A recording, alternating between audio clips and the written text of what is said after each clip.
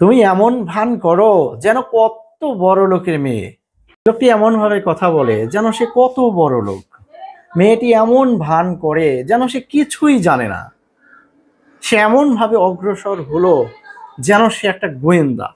এরকম অর্থবোধক বাক্য প্রকাশের জন্য কতগুলো কনজাংশন ব্যবহার হয়।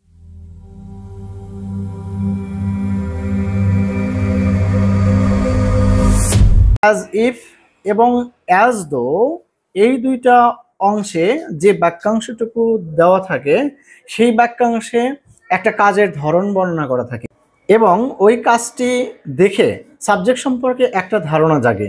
সাবজেক্ট সম্পর্কে কি ধারণা জাগে সেই কথা দিয়েই পরবর্তী অংশটুকু কমপ্লিট করতে হবে।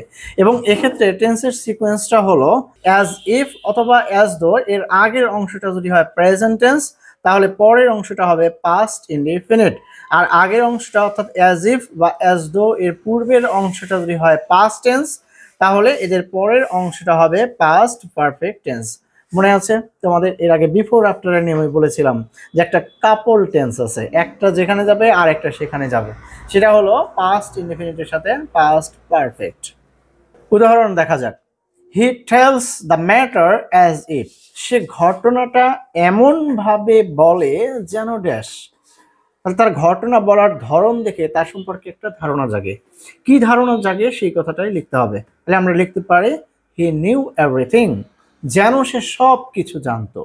সে এমন ভাবে কথা বলে যেন সে সব জানতো, যেন সে সব জানে। তাহলে অ্যাজ ইফ এর আগের অংশে আছে টেলস, এটা প্রেজেন্ট ইনডিফিনিট টেন্স, সো পরের অংশটা কি হবে পাস্ট ইনডিফিনিট। আরেকটা উদাহরণ দেখা যায়। He talked as though dash, সে এমন ভাবে কথা বলে যেন ড্যাশ। কথা বলার ধরন দেখে তার সম্পর্কে একটা ধারণা জাগে। তার সম্পর্কে কি ধারণা জাগে সেই কথাটাই লিখতে হবে। যেন সে কিছুই জানতো না, যেন সে অনেক কিছু জানে, এরকম একটা কথা তার সম্পর্কে লিখতে হবে।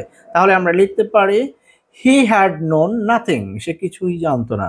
সে এমন ভাবে কথা বলতো যেন সে কিছুই জানতো না।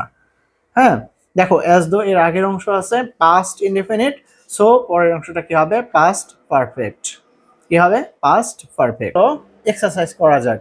কুমিল্লা বোর্ড 24-এর ডি নাম্বার, যশোর বোর্ড 20-এর ডি নাম্বার, বরিশাল বোর্ড 20-এর বি নাম্বার, এইভাবে আরো অনেকগুলো বোর্ড প্রশ্ন আছে যেগুলো তোমরা সমাধান করবে এবং এটা সমাধান শেষে অবশ্যই ফেসবুক গ্রুপে সাবমিট করবে। কমপ্লিটিং সেন্টেন্সের আজকে আলোচনা এই পর্যন্তই। আগামী ক্লাস পর্যন্ত সবাই সুস্থ থাকবে, ভালো থাকবে এবং তোমরা তোমাদের মতামতগুলি কমেন্ট বক্সে শেয়ার করবে।